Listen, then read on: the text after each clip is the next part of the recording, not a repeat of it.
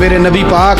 صلی اللہ علیہ وسلم نے فرمایا، سیاستہ میں حدیث ہے، فرمایا تم میں سے جو رب سے ملنے کو پسند کرتا ہے نا،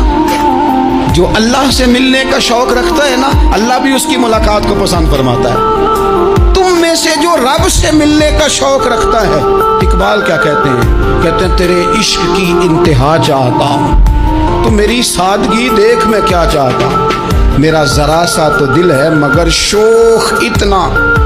میں وہی لن ترانی سنا چاہتا ہوں، مالک میرا دل کرتا ہے میں تجھ سے کہوں رب آرینی،